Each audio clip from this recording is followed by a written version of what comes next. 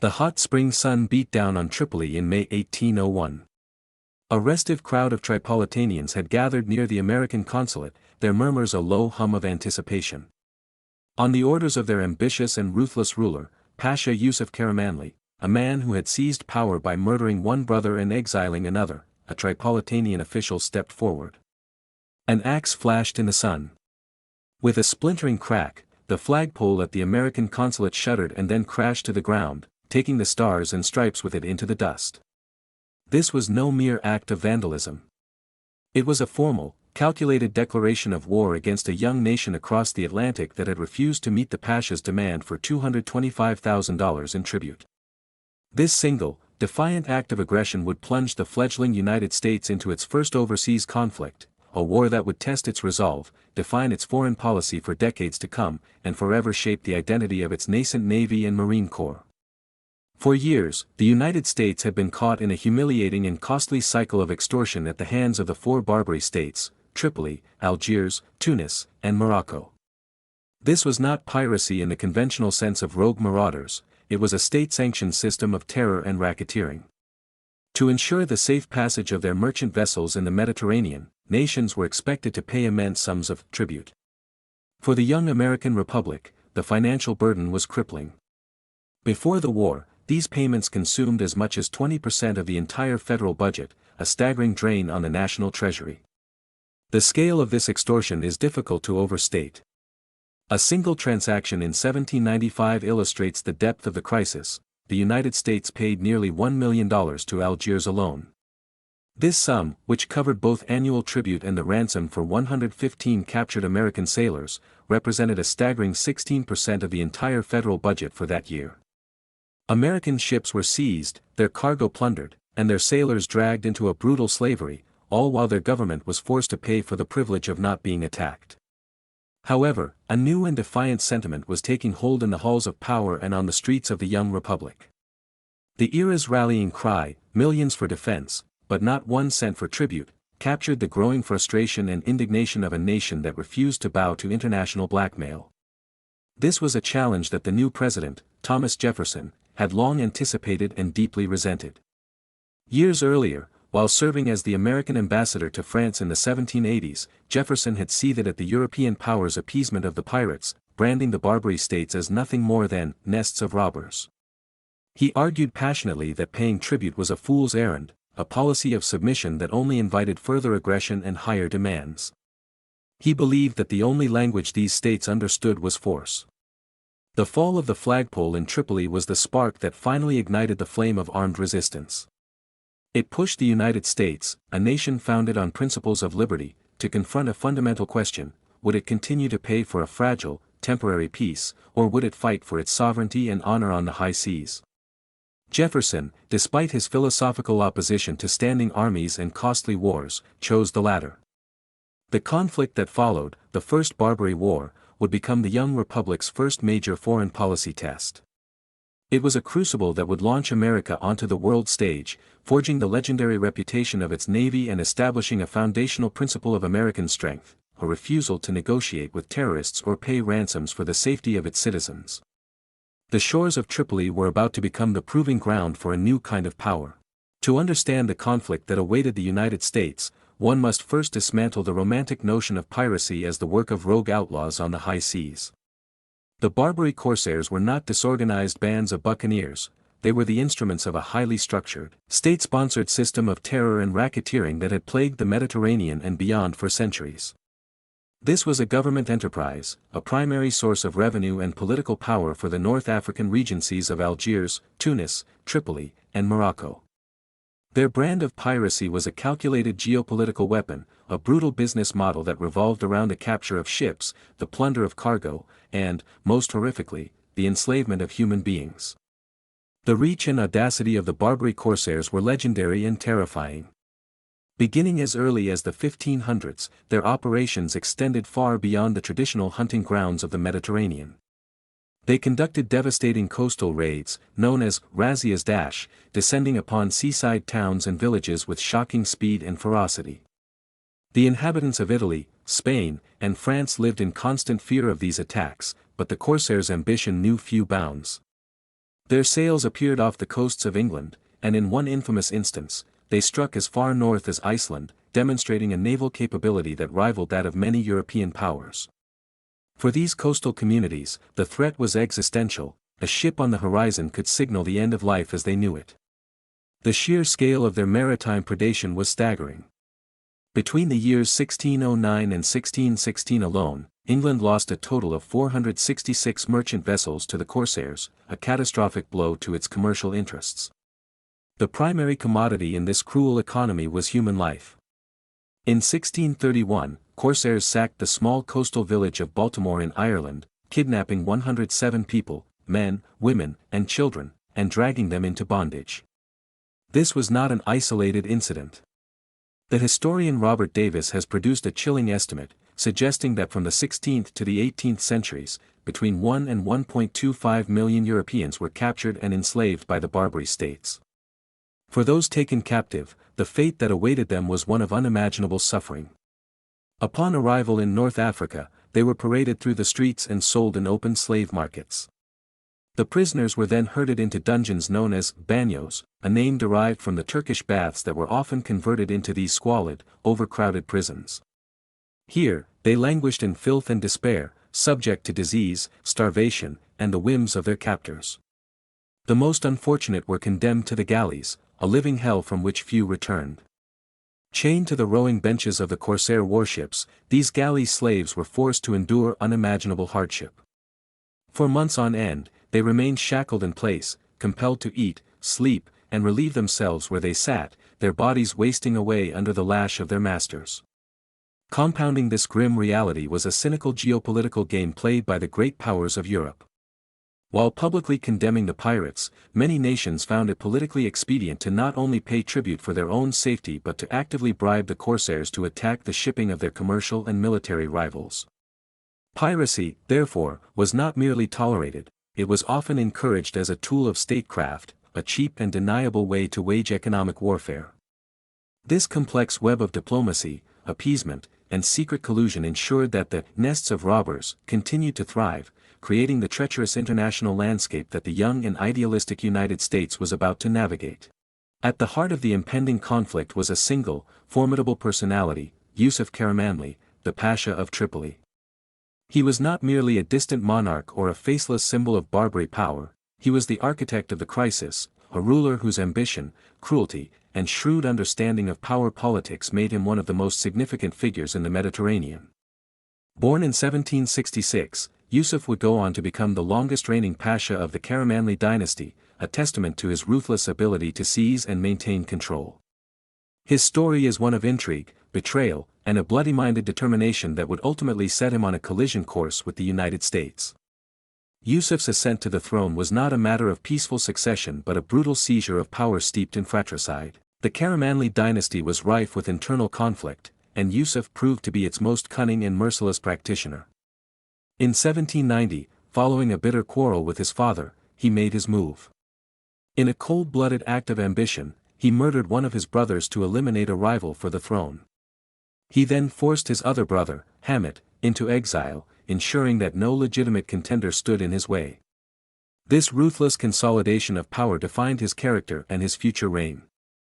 He was a man who would not let even the closest of family ties obstruct his path to absolute authority. His political acumen was further demonstrated in 1795. After a period of Ottoman interference, Yusuf, with the crucial assistance of the Bey of Tunis, successfully drove out the Ottoman-appointed officer, Ali Pasha, and firmly re-established the Karamanli dynasty's rule over Tripoli. This act cemented his position not just as a usurper, but as a restorer of his family's legacy and a power broker in his own right. Life within his court was a reflection of his despotic nature. An Englishwoman, identified only as Miss Tully, resided in Tripoli during his reign and left behind detailed records that paint a vivid picture of the Pasha's world.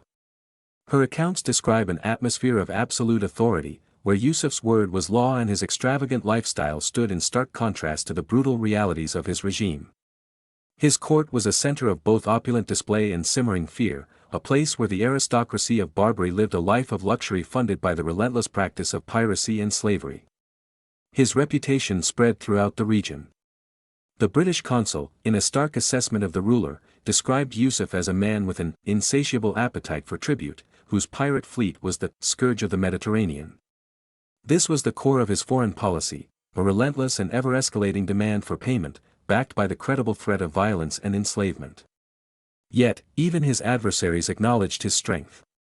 The Libyan historian Mahmoud al-Dik would later characterize Yusuf as one of the strongest personalities of the Mediterranean, a recognition of the undeniable force of will that allowed him to dominate Tripoli for so long and challenge the nascent power of the United States. He was a tyrant, but a talented and formidable one, a man who believed he could bend a young nation to his will through fear and intimidation. It was a challenge he would issue by ordering the felling of a flagpole, confident that the distant republic would, like so many before it, ultimately choose to pay. President Thomas Jefferson's response to Tripoli's declaration of war was a pivotal moment in American history, marking a dramatic departure from the established policy of appeasement. Despite his well-known pacifist convictions and his deep aversion to the expense and entanglement of foreign conflicts, Jefferson was resolute. The felling of the American flagpole was not just an insult, it was a direct challenge to the sovereignty and honor of the United States, and he refused to let it stand. The era of paying for peace was over. Acting with a swiftness that underscored the gravity of the situation, Jefferson convened his first-ever cabinet meeting on May 15, 1801. The very next day, with the unanimous agreement of his advisers, he ordered the dispatch of a naval squadron to the Mediterranean. This was not a mission of tribute or negotiation, but one of defense and deterrence. To provide a legal foundation for this action, Congress passed the Act for the Protection of the Commerce and Seamen of the United States against the Tripolitan corsairs, granting the President the authority to protect American interests through military force. The first American squadron assembled for this purpose was modest, consisting of 4 frigates and a single schooner, but it represented the full weight of America's new, assertive foreign policy. Its orders were clear: to patrol the Mediterranean, defend American shipping, and, if necessary, engage the corsairs of Tripoli. For the first time, the United States was projecting its military power across the Atlantic to confront a foreign aggressor. The new policy soon yielded its first tangible success. On August 1, 1801, the American schooner USS Enterprise under the command of Lieutenant Andrew Sterrett, encountered the Tripolitan corsair, Tripoli. What followed was a fierce, 3-hour battle. The American vessel was outgunned, but superior seamanship and gunnery carried the day. The Enterprise systematically dismantled its opponent, inflicting heavy casualties and forcing the Tripoli to surrender. In this first significant engagement of the war, the Americans had won a decisive and psychologically important victory without suffering a single casualty. News of the victory was met with jubilation back in the United States. A grateful Congress voted to present Lieutenant Sterrett with a specially crafted ceremonial sword in recognition of his gallantry. In a further sign of the nation's appreciation, the entire crew of the Enterprise was awarded an extra month's pay for their service. The victory was a powerful affirmation of Jefferson's strategy and a much-needed boost to national morale. However, beneath this public triumph lay a significant and little-known constitutional precedent. Jefferson had dispatched the squadron and authorized military action without seeking a formal declaration of war from Congress. By defining the mission as a defensive measure to protect commerce, he established a framework for what would later be known as preventive defense. It was the first time in American history that a president had used executive power to preemptively engage a foreign threat, setting a precedent that would be debated and invoked for centuries to come. The war against the Barbary pirates had begun not just with a naval victory, but with a foundational shift in the nature of American presidential power. In 1803, the character of the American war effort was transformed by the arrival of a single man, Commodore Preble. Sailing into the Mediterranean aboard his formidable flagship, the frigate USS Constitution, Preble brought with him a new and aggressive spirit that would radically alter the course of the conflict. He was a product of a tougher, more unforgiving school of naval warfare, and his leadership would forge a new generation of officers who would become the very backbone of the United States Navy. Born in 1761, Preble was a veteran forged in the crucible of the American Revolution. He had served as a privateer, learning his trade in the desperate hit-and-run battles of the War for Independence. His resolve was further hardened by a grim period spent as a prisoner of war aboard the notorious British prison hulk, HMS Jersey Dash, a floating hell where death by disease was a daily reality. This experience instilled in him an iron will and a deep-seated intolerance for any slight to American sovereignty or naval honor. He was, by all accounts, a demanding and irascible commander, but his courage and unwavering commitment to his nation and his men inspired a fierce and legendary loyalty. This defining aspect of his command was immortalized in a celebrated incident that occurred on a dark night off the Rock of Gibraltar.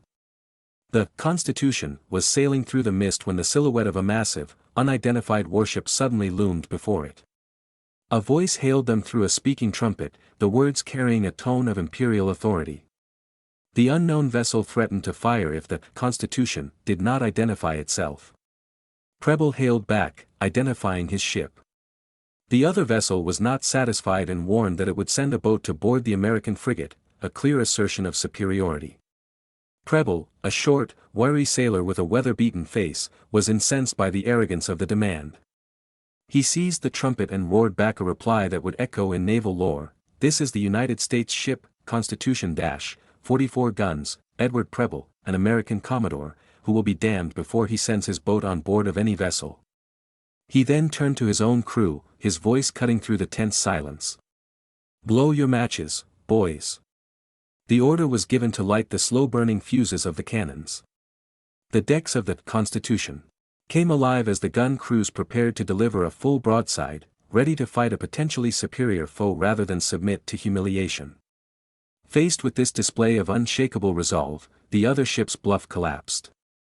It was revealed to be not a mighty ship of the line, but the 32-gun British frigate HMS Maidstone. The British captain quickly apologized, and the confrontation de-escalated. This standoff did more than just avoid a fight, it cemented Preble's legendary status among his officers. In that moment, they saw a commander who embodied the defiant spirit of their young nation, one who would rather risk annihilation than suffer an insult to the flag. This single event forged an unbreakable bond of devotion between Preble and his young subordinates. This cadre of talented and ambitious officers, including future legends like Stephen Decatur and Richard Somers, came to be known as Preble's Boys. Under his demanding tutelage, they were molded into an elite fighting force, and they would go on to form the core of the Navy's leadership for the War of 1812 and beyond.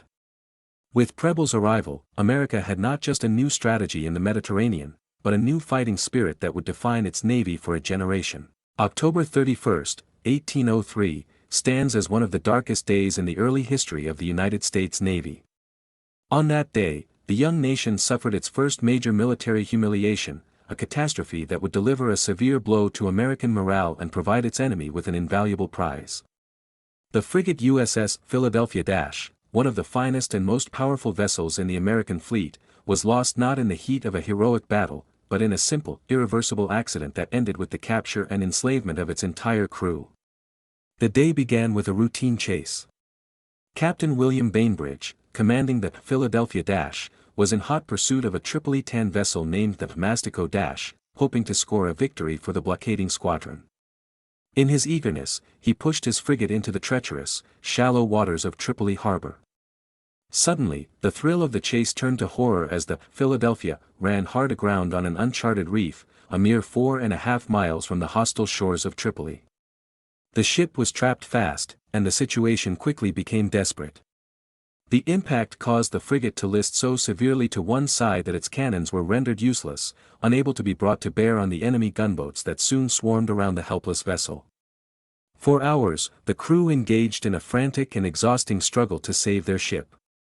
They tried everything imaginable to lighten the vessel and float it off the reef. Cannons, heavy equipment, and precious supplies were heaved overboard into the sea. In a final, desperate act, the crew took axes to the foremast, sending the towering spar crashing into the water. But it was all in vain. The Philadelphia would not budge. As Tripolitan forces closed in, Bainbridge faced an agonizing decision. At 4 p.m., after a grim consultation with his officers, he saw no alternative. To prevent a bloody and pointless slaughter of his men, he ordered the American flag to be lowered in surrender. The capture was a moment of profound shame.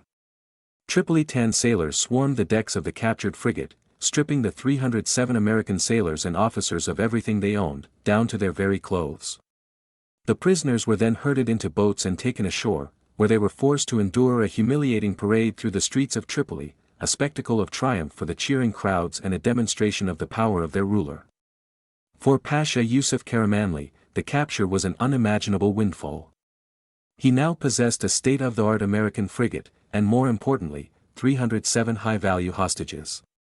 He immediately issued his demand for their release, a staggering ransom of $1,690,000, a sum that was greater than the entire military budget of the United States at the time.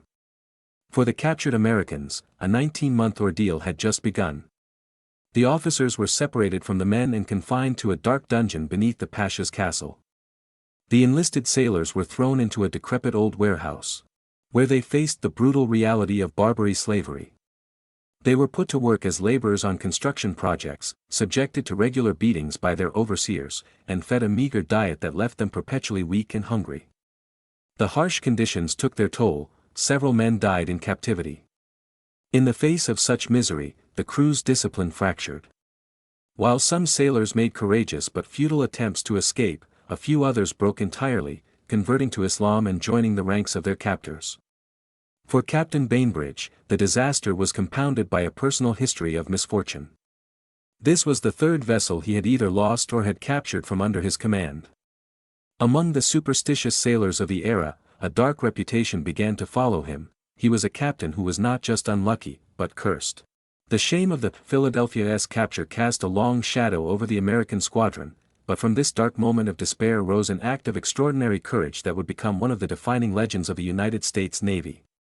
On the moonless night of February 16, 1804, a 25-year-old lieutenant named Stephen Decatur led a small band of volunteers on one of the most audacious special operations in naval history. Their mission, to sneak into the heavily fortified harbor of Tripoli and destroy the captured American frigate before it could be turned against them. Stephen Decatur was naval royalty, born into a family of privateers who had served with distinction in the Revolutionary War. He was a natural leader, combining youthful confidence with tactical brilliance. For this perilous mission, he and his commanders devised a plan that relied on stealth and deception. The Americans would use a captured Tripoli ketch, the very same Mastico, whose pursuit had led to the Philadelphia's demise.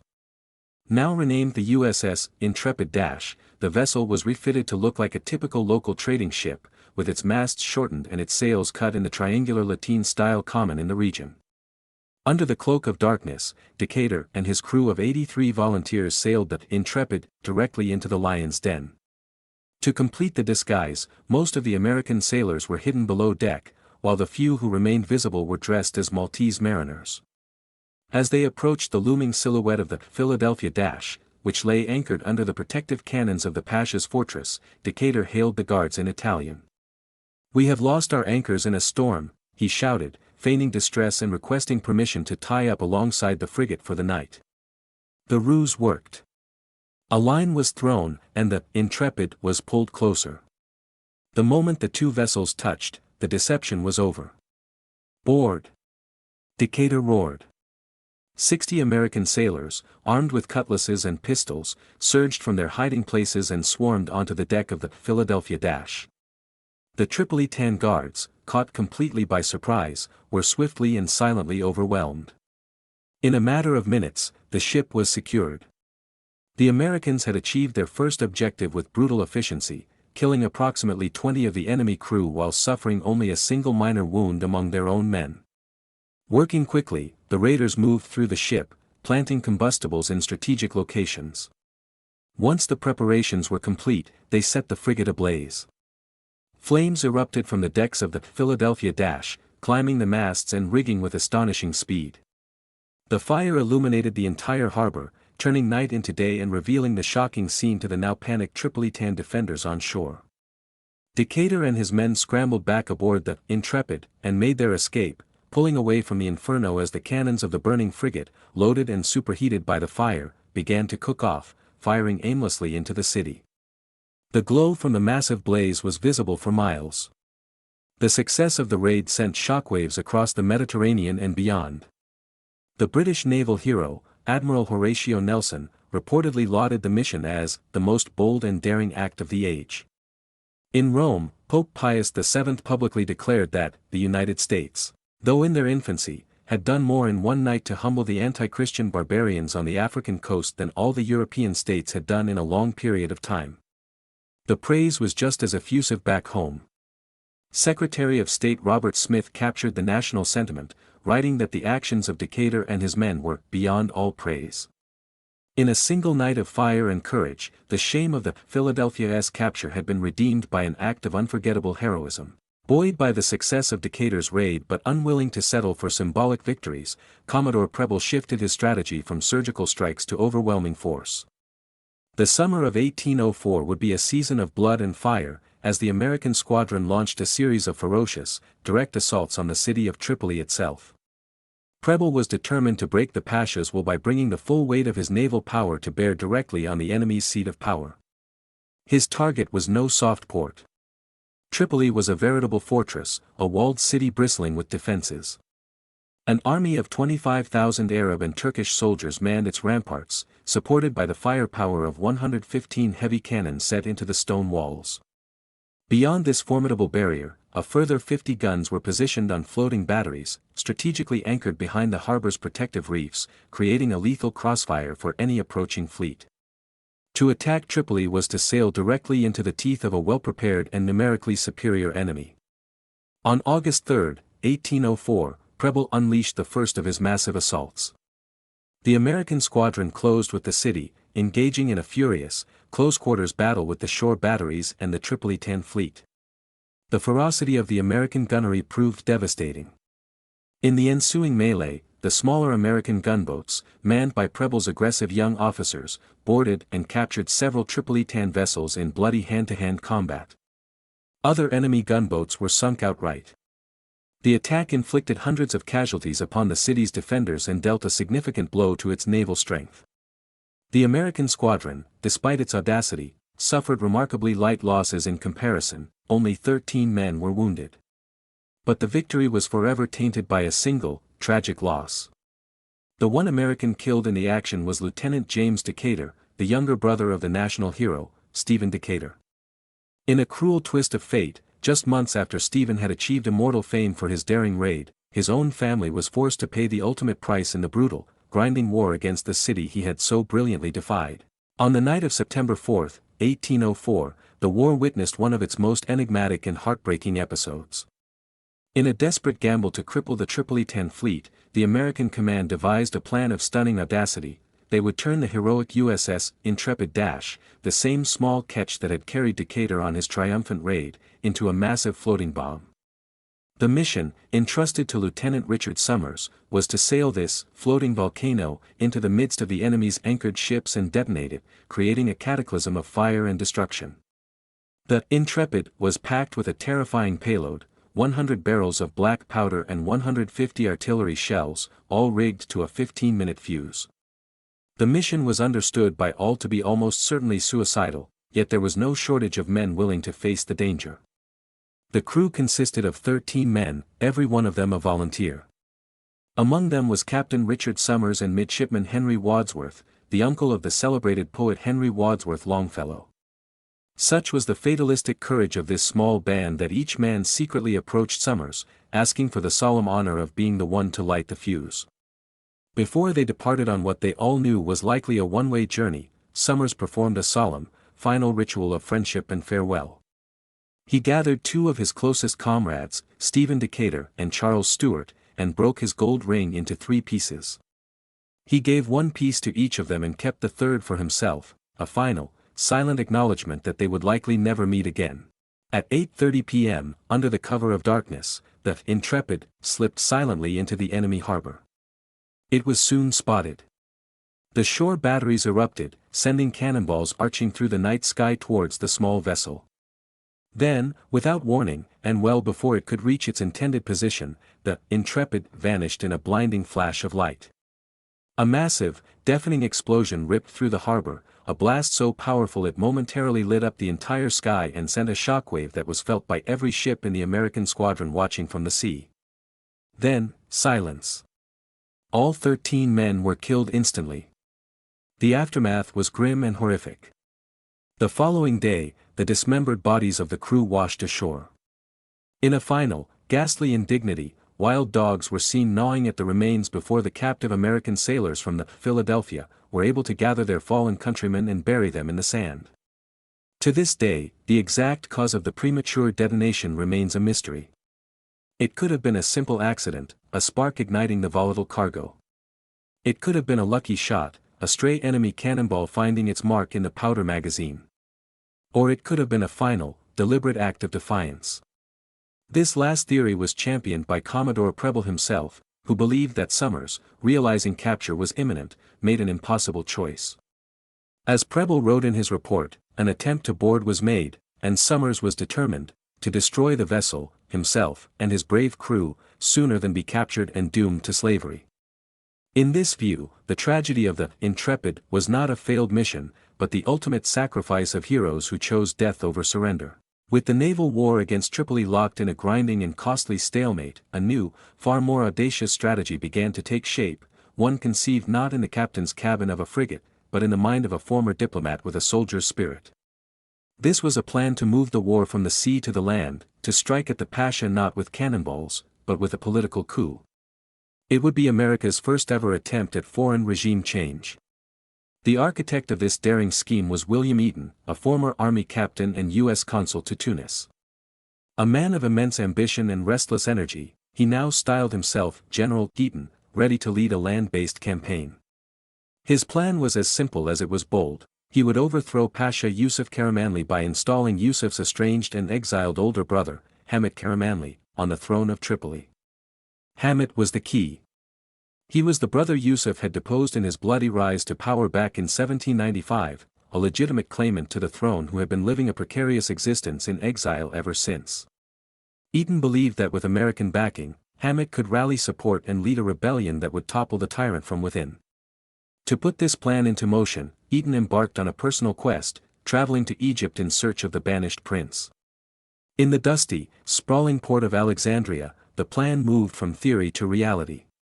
Here, Eaton, a tall American with a fiery determination in his eyes, finally located the object of his search. He found Hamid living a life of quiet desperation, a prince without a country who had spent years wandering foreign lands. To this forgotten royal, the American made an extraordinary offer. "We will return you to your throne," Eaton promised. Hamid, understandably wary after years of betrayal and hardship, was cautious. "And what will America get?" he asked. Eaton's reply was direct and encapsulated the entire strategic goal of his mission. Peace. And an end to piracy. This unlikely partnership between an American adventurer and an exiled North African prince was formalized on February 23, 1805. The two men signed an agreement, a pact that promised American military assistance in exchange for Hamid's cooperation in the war against his brother. The alliance was a massive gamble, a foray into the complex and treacherous world of old-world dynastic politics that was entirely new for the young United States. For the first time, America was not just fighting a foreign power, it was actively trying to build a new one in its own interest. On March 4, 1805, one of the most improbable military expeditions in history began. Near the ancient city of Alexandria, William Eaton's grand, desperate plan was set in motion as his small, chaotic army turned its back to the sea and began a grueling march across 500 miles of the unforgiving Libyan desert. Their destination was the coastal city of Derna, the second largest city in Tripoli. Their objective, to conquer it. The force Eaton had assembled was a chaotic coalition of cultures and loyalties, a testament to his powers of persuasion and the complexities of the region. At its heart was a tiny, disciplined American contingent consisting of just 8 U.S. Marines under the command of Lieutenant Presley O'Bannon and 3 American midshipmen. This small group was the professional corps of a much larger, more volatile army composed of approximately 300 Arab and Berber mercenaries, an additional 90 to 200 Greek mercenaries recruited from Crete, and a logistical train of 200 camels. It was a combustible mix of faiths and agendas, held together only by Eaton's iron will and the promise of American gold. The trek that followed was a 46-day, 800-kilometer ordeal that pushed every man to the limits of his endurance. The landscape was a desolate, sun-scorched wasteland. In his diary, Eaton captured the profound sense of isolation and hardship, writing, "We have passed 200 miles through the most inhospitable blank of the world, without the sight of a dwelling, or a human being, by rocky precipices and burning sands." The physical hardship was matched only by the constant internal conflict that threatened to tear the expedition apart. Deep-seated animosity simmered between the Christian Greek mercenaries and their Muslim Arab counterparts, with tensions at times escalating to the brink of a massacre. The Bedouin mercenaries were particularly unreliable, repeatedly threatening to abandon the mission unless their demands for more money were met. Mutiny was a constant threat. Eaton, a commander with no formal authority over most of his men, was forced to rely on sheer force of personality and calculated bluffs to maintain control. On several occasions, as the Arab mercenaries threatened to revolt, he would strategically deploy O'Bannon's Marines, their muskets a clear and potent symbol of lethal force, and threatened to abandon the mutineers in the middle of the desert without food or water. On March 9, the camel and horse owners staged a full-blown mutiny, refusing to move another step without advance payment. In a masterful display of psychological warfare, Eaton pretended to accept defeat, declaring his intention to turn the entire expedition around. Faced with the loss of their lucrative contract, the mutineers quickly relented. Throughout this chaos, the tiny contingent of O'Bannon's Marines became the expedition's indispensable core. They were the one disciplined unit in a sea of mercenaries. They guarded the precious American supplies, acted as Eaton's personal security detachment, and provided the credible threat of force that allowed his bluffs to succeed. After weeks of deprivation, the force stumbled upon a lush oasis, a welcome shock to the senses. Here they found a tribe of 3,000 to 4,000 Bedouins with vast herds of 50,000 sheep and 10,000 camels, a vision Eaton described as a paradise after weeks of privations. The true turning point, however, came on April 16, when the exhausted expedition finally reached the coast near the port of Bamba. There, they successfully rendezvoused with the American warship USS Argus, which provided them with desperately needed supplies and a promise of naval support. With fresh provisions and renewed purpose, Eaton's ragtag army was now poised to attack. The 500-mile march through hell was over, the battle for Derna was about to begin. On April 27, 1805, William Eaton's exhausted, improbable army stood before the fortified walls of Derna. Refreshed with supplies from the sea but vastly outnumbered, they faced the city's garrison of 800 entrenched soldiers. At 2 p.m., Eaton unleashed a coordinated assault, a two-pronged attack from land and sea that would become a defining moment in American military history. As Eaton's land force advanced, the cannons of the American warships USS Argus, USS Hornet, and USS Nautilus thundered to life, their broadsides slamming into the city's defenses. The naval bombardment provided crucial covering fire for the chaotic charge of the mercenaries and Marines on the ground. What followed was a furious, two-hour battle for control of the city. Eaton's forces fought with a desperate intensity, pushing through determined resistance towards the main fortress that commanded the harbor. In the heat of the battle, Marine Lieutenant Presley O'Bannon led his small contingent in a heroic charge that broke the defenders' lines. By 4 p.m., the main fort had been taken. It was here that O'Bannon seized a moment for the ages. He climbed the ramparts and, against the backdrop of smoke and chaos, raised the 15-star, 15-stripe American flag over the captured battlements. It was a profoundly significant act, the first time in the history of the United States that its flag had been raised in victory over foreign territory in a time of war. The capture of Derna, however, was not the end of the fight. On May 13, a large force of Tripolitan troops loyal to Yusuf Karamanli launched a fierce counterattack. The assault was so successful that they nearly broke through the city's defenses and captured the governor's palace, where the American-backed claimant to the throne, Hamid Karamanli, had established his headquarters. The entire land-based campaign teetered on the brink of collapse. But the city's defenders held their ground, bolstered by the critical support of the USS Argus, which once again provided devastatingly accurate naval gunfire. Using the fort's own captured cannons against their former masters, the small American-led force repelled the attack. They would continue to hold the city until the end of the war. The bravery displayed during the battle, particularly by O'Bannon and his Marines, left a lasting impression.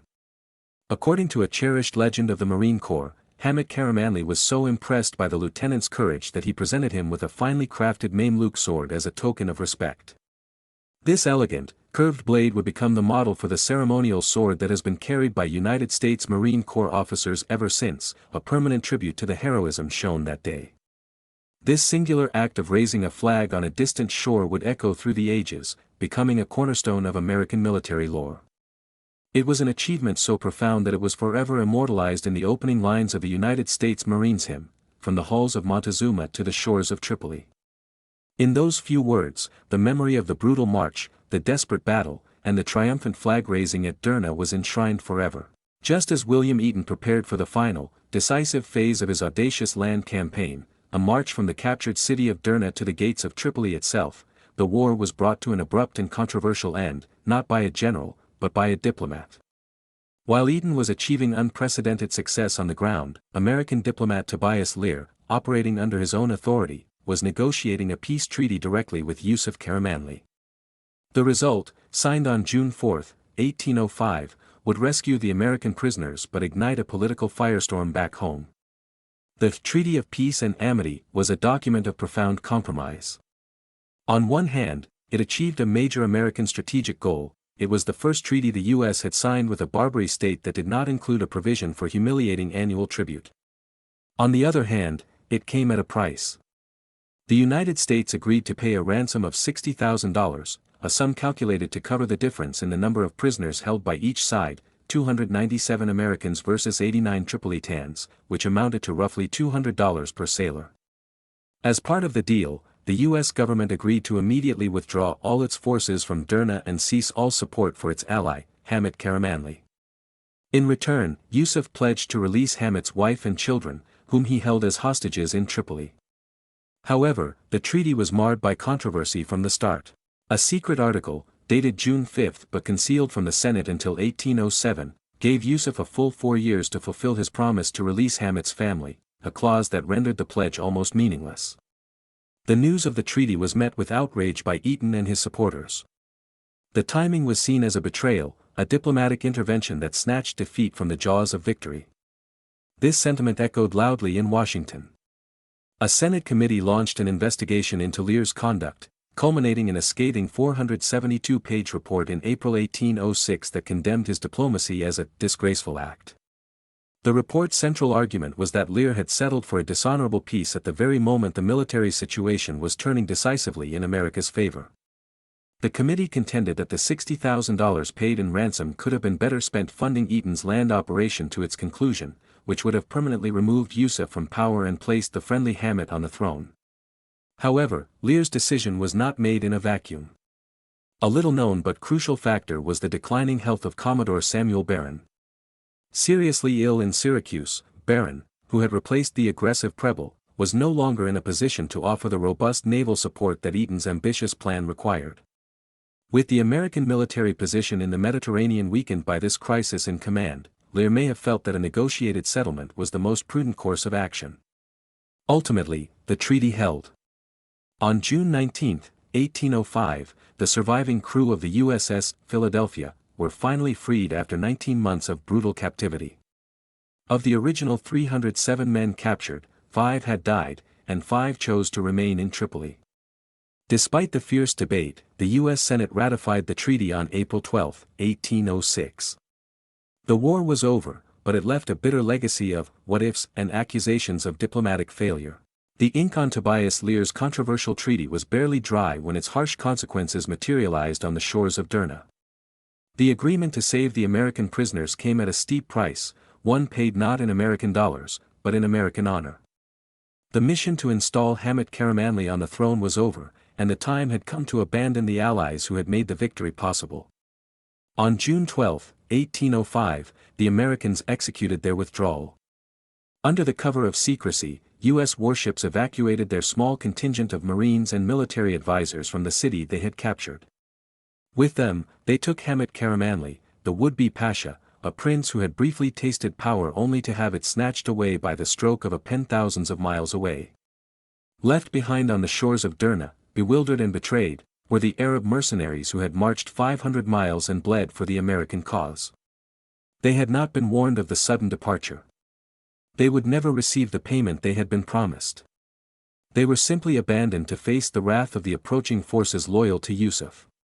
For Hamid, the man at the center of the entire land campaign, the dream of regaining his throne died on the deck of an American ship. He was not a ruler returning in triumph but a pawn being removed from the board. The Americans transported him back to Egypt, delivering him once more to the lonely and powerless life of an exile. In stark contrast, William Eaton returned to the United States and was received as a national hero. He was celebrated for his incredible march and the capture of Derna, a figure of bold, military initiative.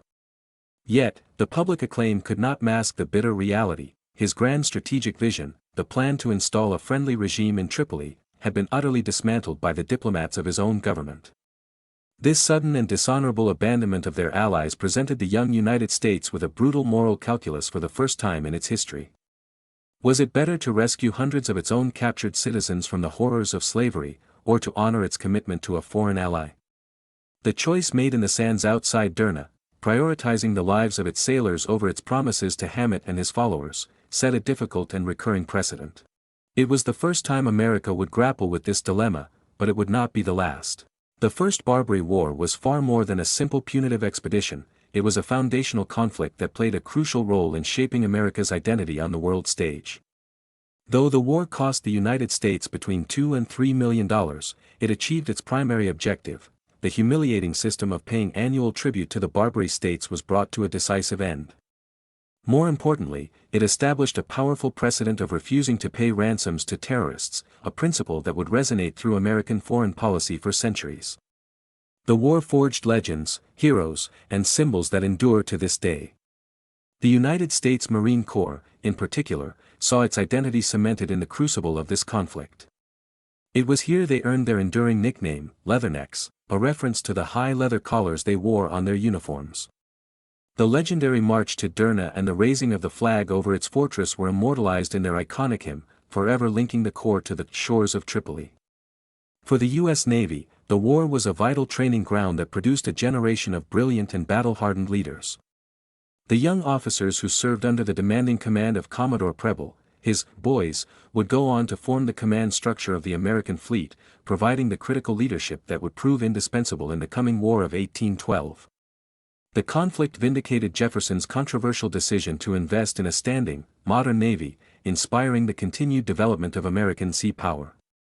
The nation also created its first monument to honor its fallen soldiers from an overseas war, the Tripoli Monument, which now stands at the U.S. Naval Academy in Annapolis, a permanent tribute to the heroes of the conflict. Yet, some legacies of the war remain unsettled. In a poignant and little-known postscript, the remains of the 13 heroic volunteers who died in the explosion of the USS Intrepid are still buried in Tripoli, Libya.